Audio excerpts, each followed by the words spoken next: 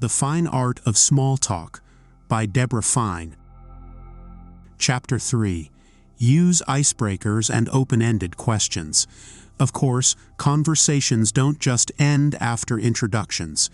It's your job to keep them going, which may seem daunting, but there are many icebreakers you can use to make the conversation flow naturally and easily. Many people make the mistake of simply using a statement by itself like, "What a beautiful day." However, when you make a statement, you can't guarantee whether it will land or even get tossed back. Statements are indirect invitations to chat. Instead, you should be direct, so there is no doubt that you are starting a dialogue. Instead of, "What a beautiful day," try, "What a beautiful day. What's your favorite season of the year?"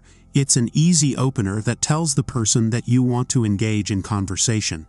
In fact, many of us stress over starting a conversation because we perceive it as harder than it is.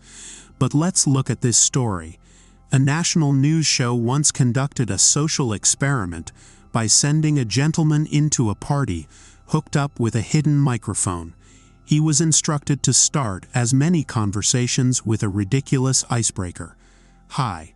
Yes, the infamous pickup line from the 1970s. Surprisingly, it worked.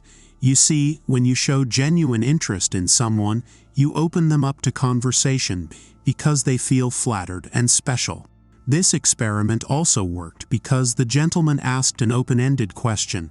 Asking open-ended questions shows that you genuinely care about what the person has to say.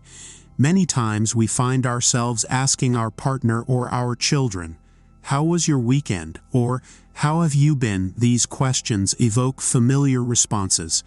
"Good. How was yours?" These exchanges are insincere, so it's time to become a better conversationalist by using the power of open-ended questions.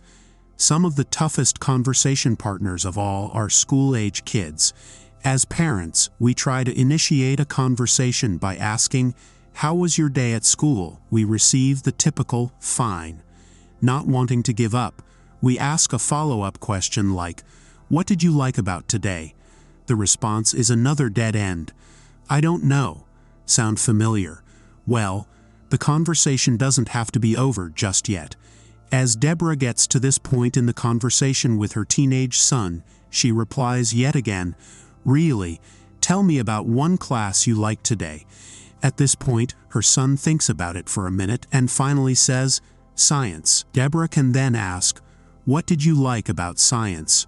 Her son then launches into a conversation describing the experiment he did, and the two are talking. The bottom line is that you have to show that you truly care. Similarly, every Monday people across the country are asking each other, "How was your weekend?" They usually get a good, "How was yours?" in return. They may even be 10 steps down the hall before the reply is even uttered. This shows that many aren't actually interested. In fact, questions like this are simply a form of greeting, not a sincere inquiry into the lives of your colleagues. So the next time someone says their weekend was great, you can reply with something like, "What was so great about it?" or "Tell me about it." A response like this lets the person know that you are genuinely interested in hearing more. Of course, you'll need to gauge the situation and determine if asking an open-ended question is appropriate for the situation.